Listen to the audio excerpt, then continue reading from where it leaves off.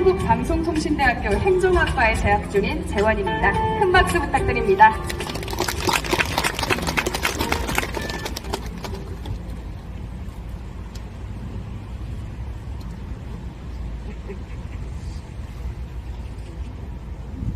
안녕하세요.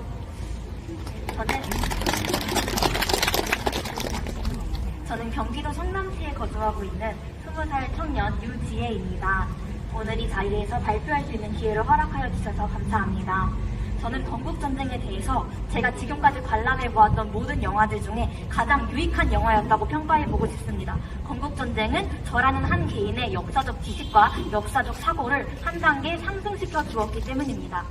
현재 대한민국의 역사 교육이 심각하게 왜곡되어 있는 가운데서 감사하게도 저는 중고등학교 과정을 학교에 진학하지 않고 홈스쿨링을 하면서 여러 기회들을 통해서 대한민국 근현대사를 올바르게 배워볼 수 있었습니다.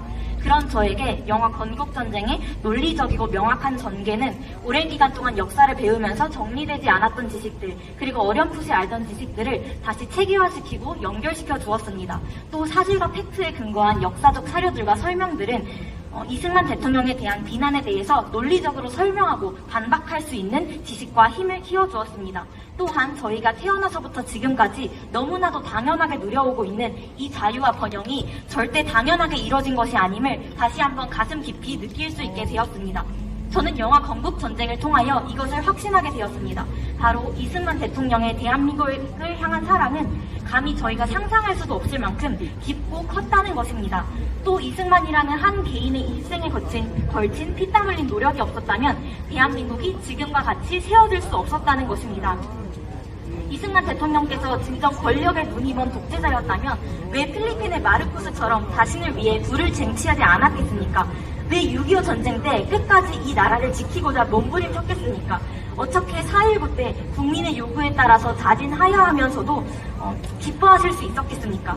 또 이승만 대통령께서 대한민국의 대통령이 아니셨다면 어떻게 한반도에서는 70여 년간 단 한 차례의 전면전도 일어나지 않을 수 있었겠습니까?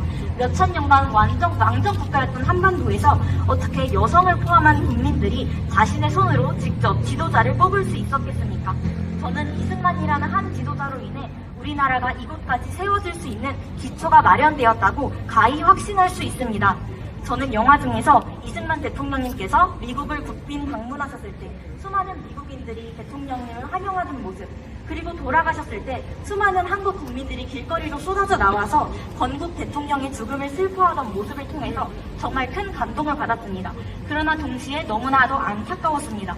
지금은 모두에게 독재자라고 비난받는 한 인물이 과거에는 모든 국민들의 칭송을 받았다는 사실은 우리나라의 건국 역사가 얼마나 왜곡되고 비틀려 있는지를 극명하게 보여주었습니다.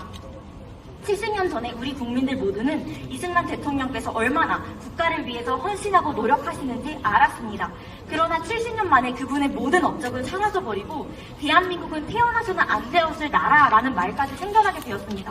물론 이승만이라는 한 개인도 인간이기 때문에 분명히 부족한 점도 많습니다. 하지만 역사를 평가할 때에는 공과 과를 분리해서 판단해야 하며 과로 인해서 공을 폄하하는 것은 안 된다고 생각합니다. 대한민국은 아직도 건국 전쟁 중입니다.